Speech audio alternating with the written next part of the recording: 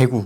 그렇죠. 네, 많은 분들이 관심을 갖고 있는 대구에 대해서 좀 데이터를 살펴보기 위해서 이렇게 화면을 켰습니다. 보이는 게 화면이 지금 미분양 증가 탑10이 보이는데요. 네네. 어떤 거 보여주시려고 하시는지. 사실 최근에 사람들이 대구에 관심을 갖게 된 이유가 뉴스에 많이 떠서가 네. 아닐까 싶어요. 네. 왜냐면 지금 막 전국적으로 청약이 막 경쟁률이 엄청 높고 청약 당첨되려면 정말 하늘의 별 따기다. 그리고 뭐 전국적으로 공급 물량 없다라고 막 다들 하는데 그거와 반대적으로 정반대죠. 네, 정반대로 움직이는 지역이 있어가지고 뉴스에도 많이 뜨고 하니까 사람들이 이제 관심을 많이 가지시는 것 같아요. 그 뉴스에서 지금 미분양이 발생하는 지역 1위로 나오기도 하고 네. 1000세대 이상 미분양이 있다. 청약도 지금 미분양이 막 나고 있다라고 해가지고 뉴스에 많이 나와서 사람들이 대구에 워낙 또 대구가 워낙 상승장이 또 가팔랐었잖아요. 열기도 뜨겁고 난리였죠. 여름이 대구가 엄청 뜨겁잖아요. 그거랑 똑같이 네. 네, 부동산도 엄청 뜨거웠었거든요. 네. 그래서 사람들이 더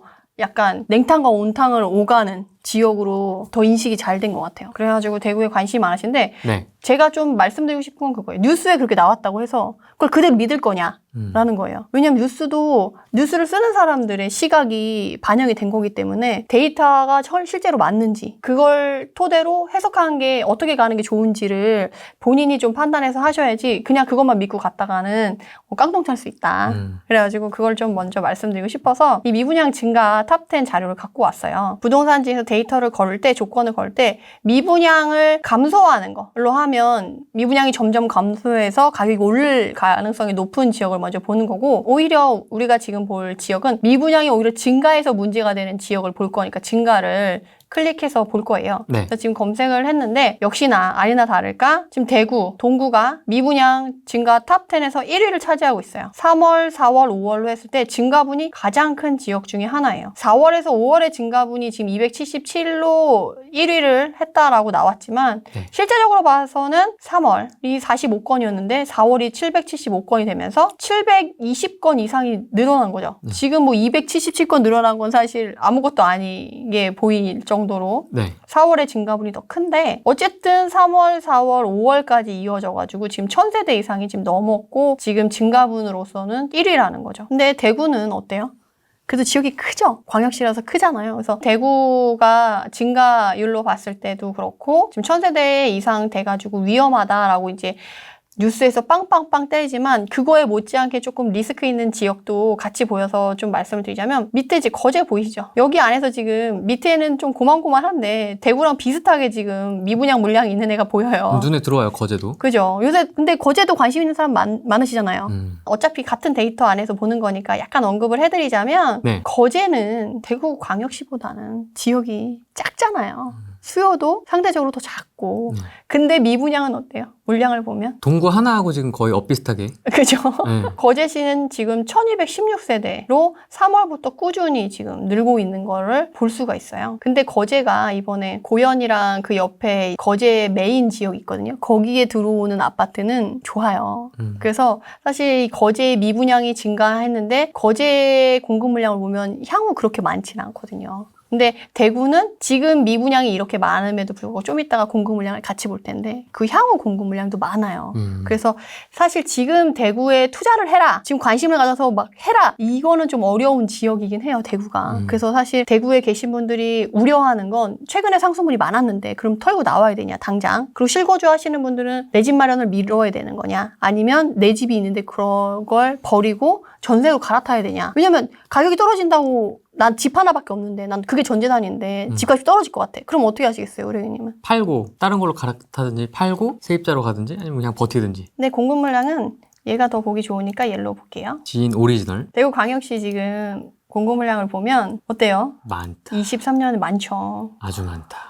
보통 지금 12,000 정도가 수요가 깔려 있는데 35,000이 23년도에 돼 있죠. 근데 지금 2021년도예요. 지금 사서 한 바퀴 돌리면 으악 하는 거죠, 이제. 뜨악 할 수 있는 전세 맞추기가 이제. 네, 너무 힘들어지는 거죠. 게다가 문제는 이 공급 물량의 지역을 보면 지금 동구 많죠. 네. 서구 많죠. 수성구도 많아요. 문제는 우리가 수성구나 이런 애들 좋아하는데 메인 지역에도 입주 물량이 많다고 하면 사람들이 입주 물량 많을 때 좋은 지역 들어가게 되거든요. 그럼 그 주변에 있는 애들은 영향을 더 크게 받을 수가 있어요. 그래서 그거를 여러분들이 신경을 쓰셔야 되고, 그래서 지금 만약에 내가 내 집 마련을 준비하고 있다. 그러면 핵심 입지 지역에 이런 신축이 들어갈 때 옆에 있는 준신축이나 구축은 흔들려요. 그러면 내가 신축을 들어갈 정도의 자산이 있다라고 한다면 그 신축을 들어갈 거를 이제 생각해서 미분양이 지금 있잖아요. 그래서 그 미분양 난 것 중에 입지가 좋은 애들 위주로 가격이 바닥을 찍을 때까지 기다렸다가 그냥 흔히 마피라고 하죠. 마피가 혹시 뜨면 마피를 가서 주워 오셔도 되고, 만약에 내가 신축을 살 정도로 자산이 안 된다. 준신축이나 구축 중에 골라야 된다라고 하면 입주가 시작되는 23년 있잖아요. 이때 분명히 이제 전세를 맞춰야 되거나 잔금을 칠 때 가격이 이제 흔들릴 거란 말이죠. 그러면 그때 그거를 들어가거나 아니면 그 주변에 같이 흔들리는 애들, 준신축이나 구축에 좀 싼 애들을 입지 좋은 애들로 이제 들어가시면 기회가 될 수 있다라는 거죠. 그래서 사실 지금 21년도에 진입을 하기는 어려운 지역이에요, 대구가. 근데 내가 집을 이미 갖고 있다라고 하면 앞으로 집값 계속 떨어질 텐데 지금 당장 팔아야 되냐라고 하면 아직은 조금 시기상조이지 않을까 싶긴 해요. 왜냐하면 지금 대구나 특별한 지역 아니고서는 공급 물량이 지금 많이 잡혀있지 않고 전국적으로 지금 수급 불균형이다라고 해서 전세 상승이 기대되는 시장에서 대구만 입주 물량이 있다라고 하면 오히려 이게 호재가 될지 악재가 될지는 아무도 모르거든요. 그래서 혹시나 이게 호재로 작용해서 만약에 어떤 상승의 시그널이 되고 주변의 수요를 확 흡수해서 그 상승 에너지로 쓰인다고 하면 팔고 나는데 막 억 단위로 올라. 그럼 너무 속상하잖아요. 그러니까 조금 추이를 지켜보고 많이 흔들린다 싶으면 그때 빠져나와도 그 상승분을 버리는 리스크보다는 덜하지 않을까라고 생각이 드는 거예요. 그리고 제가 이따가 지도를 같이 보겠지만 정말 입지 좋은 애, 입지 좋은 애. 근데 지금은 입지 좋은 애는 기존의 구축들이나 준식축들이 들어있잖아요. 근데 기존에 입지 좋은데 사실 신축이 들어가긴 쉽지 않아요. 들어가더라도 한두 개 들어가지. 나머지에는 그 구축 옆으로 새로 빈 땅에 들어간다거나 재건축이나 재개발을 통해서 들어가게 되는 건데, 이제 그런 애들이랑 비교했을 때 입지가 떨어지는 애는 신축이 5년, 10년이 지나서 연식이 쌓이게 되면 입지빨에 밀려서 오히려 가격이 이렇게 역행할 수도 있거든요. 신축일 때는 가격이 높다가 나중에 이제 얘가 5년, 10년 되면 오히려 입지가 좋은 애가 가격이 이렇게 갈 수가 있어요.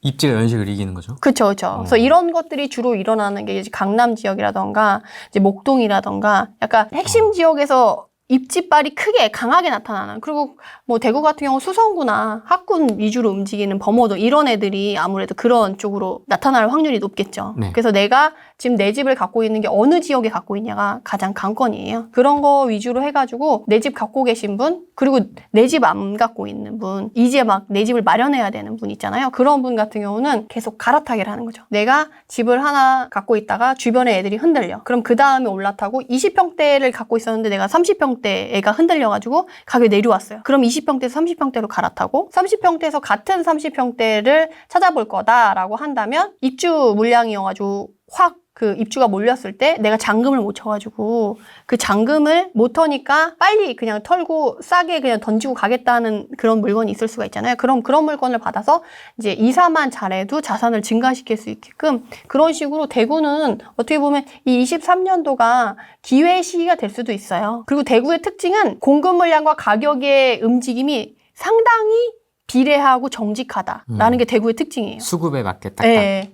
그래서 왜냐하면 이전에 대구광역시의 가격 흐름을 보면 2008년도, 2009년에 때 공급 물량이 좀 많잖아요. 네. 그래서 이때 미분양의 무덤이라는 별명을 갖게 돼요. 맞아요. 대구가. 네. 그래서 근데 가격이 이렇게 쭉쭉쭉쭉 하락하거든요. 네. 그래서 2011년, 12년도에 이때는 상승인가요? 그러면 입주가 줄었으니까? 이때부터 지금 가격을 그러면 멀티 차트로 같이 보면서 말씀을 드릴게요. 네. 대구 멀티 차트를 보면 지금 거의 2012년부터 가격이 반영돼서 나오는 것 같아요. 그 이전에 이 연결된 거는 그냥 밑에서부터 그냥 쭉 연결이 된 것 같고, 네. 8, 9년도에 아까 입주 물량이 많았을 때는 가격이 하락하다가 이때 저점을 찍고 이때부터 오르기 시작해가지고 2015년, 16년 이때까지 가격이 쫙 많이 오르게 되거든요. 그래서 이때 12년도 이때, 13년도 이때쯤 한 2억 하던 건 4억, 3억 하던 건 6억. 2배 뛰게 돼요. 그래서 가격이 확 올라가게 되는데 문제는 아까 수요 입주에서 확 올라갈 때 근데 여기서 수요 입주 보는데 여기 멀티 차트에서는 잘 안 보이죠. 사실 16년도에 이제 입주 물량이 좀 많게 되거든요. 그런데 12년도부터 15년도까지 쭉 오르잖아요. 근데 그 사이에 공급 물량이 그렇게 많지가 않아요. 그럼요. 근데 건설사 입장에서는 가격이 오르기 시작하면 이제 분양을 해도 괜찮은 시그널이라는 거를 계속 준 거거든요. 근데 12년부터 15년 사이에 빨리 공급이 안 이루어졌다는 건 건설사들이 머뭇거렸다는 거예요. 왜냐고 한다면 이전에 이미 너무 미분양의 무덤이라는 얘기를 너무 길게 가져갔던 지역 중에 하나가 대구였기 때문에 무서웠던 거죠. 혹시나 또 그런 상황이 발생해서 망하면 어떡해요. 그래서 오랫동안 공급 물량이 지속이 안 되다가 16년도에 많이 생기게 되거든요. 그래서 이때까지 가격이 2배까지 오르다가 2016년도에 다시 공급 물량이 많아지면서 어떤 효과가 있었냐면 이제는 월 단위로 그 2억에서 4억 됐던 물건이 1월 달에 1,000만 원 빠지고 2월 달에 1,000만 원 빠지고 3월 달에 1,000만 원 빠지고 월별로? 네, 이런 식으로 1,000만 원 단위로 가격이 또 조정이 돼요. 가격이 이렇게 쭉쭉쭉 빠지는 거 보이죠? 그렇지만 그 가격의 하락폭이 어때요? 상승했던 그 길이나 그 폭보다는 얕잖아요. 얕아요.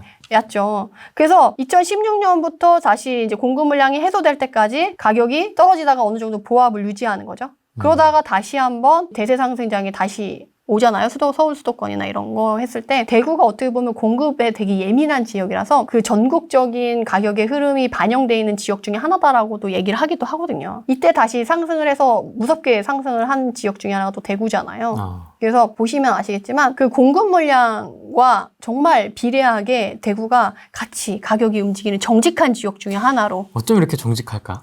진짜 완전히 딱딱 공급에 맞게끔 네네네. 차트가. 그러니까 아무래도 23년에 또 공급이 있으니까 정말 착실하게 또 가격이 떨어지지 않을까라고 생각을 하는 거죠. 이런 느낌으로? 네네네. 그래서 이렇게 빠졌다가 다시 올라갔다가 그 아까 공급 물량이 뒤로 갈수록 이제 점점 있는 거잖아요. 그 전에는 필요 수급량에서 비슷하게 가다가 가격이 상승해서 가다가 이제 이 부분이 또 빠질 시기가 오지 않을까 싶은 거예요. 그래서 여러분들이 지금 조심해야 될 건 대구 자체가 공급 물량이 상당히 정직한 지역이라서 그게 반영될 확률이 높다라고 인식은 하고 있어야 되죠. 대신에 내가 당장 그럼 내 집 마련한 것도 다 빼야 되냐, 전세로 갈아타야 되고 어쨌든 자산 가격이 하락할 수 있으니까 해야 되냐라고 하면 그거는 입지마다 틀릴 수 있다는 거죠. 내가 수성구의 범어동에 정말 학군에서 누구도 대체할 수 없는 지역에 있는 단지를 갖고 있다. 근데 내가 그걸 뺀다. 23년도에 가격이 떨어질 거니까. 근데 23년도에 떨어진 가격이 지금 가격보다 더 낮을 거다라는 보장은 없을 거라는 거죠.